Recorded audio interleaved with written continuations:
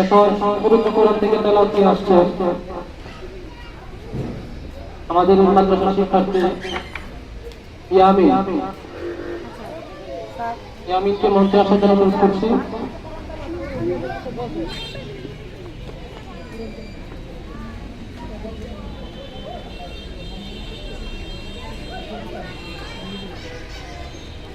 আসসালামু আলাইকুম।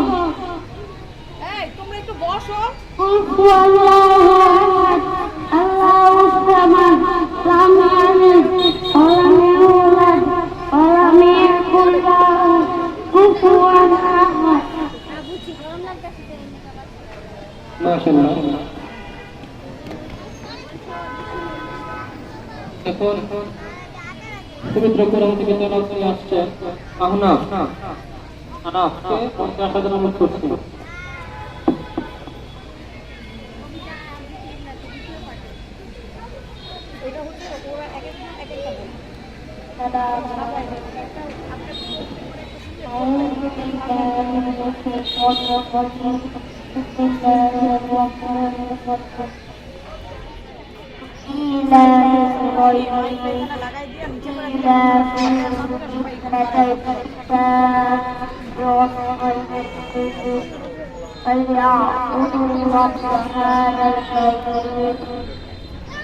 الذي أطعمهم من جوع وآمنهم من خوف.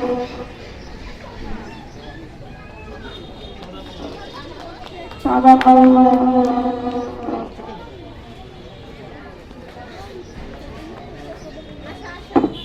মাশাআল্লাহ। এবার পবিত্র কোরআন থেকে তেলাওয়াত নিয়ে আসছেন দীনিকা আপনি। দীনিকাকে মঞ্চে আসার জন্য অনুরোধ করছি।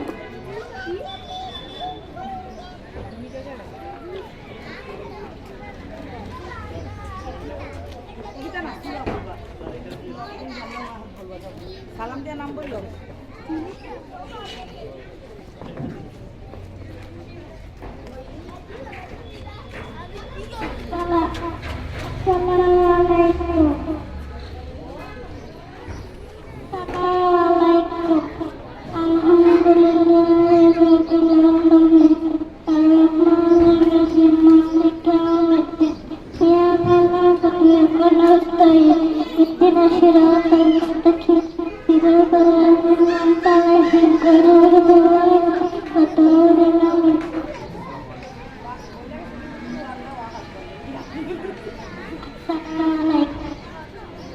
মাশাআল্লাহ।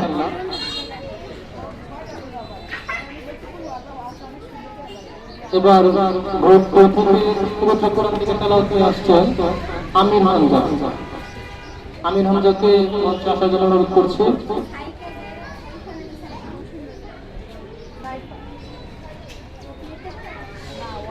আসসালামু আলাইকুম। أعوذ بالله من الشيطان الرجيم. بسم الله الرحمن الرحيم. وهو الغفور الودود ذو العرش المجيد فعال لما يريد. هل أتاك حديث الجنود فرعون وثمود بل الذين كفروا في تكذيب والله من ورائهم محيط. بل هو قرآن مجيد في لوح محفوظ. صدق الله العظيم. الرحيم السلام عليكم মাশাআল্লাহ পবিত্র কোরআন থেকে এত সুন্দর তেলাওয়াত করার জন্য অসংখ্য অসংখ্য ধন্যবাদ আমি রঞ্জিতকে। এখন একটি হামদনাদ পরিবেশন করবেন একটি গ্রুপ হামদনাদ জুনায়েদের দল। জুনায়েদের দলে কে কে আছেন? জুনায়েদ, আয়ান, আনা, সাজিদ, সাদান আল রাজি, খালিদ। আপনাদেরকে মঞ্চে আসার জন্য অনুরোধ করছি। আপনারা সবাই মঞ্চে চলে আসেন।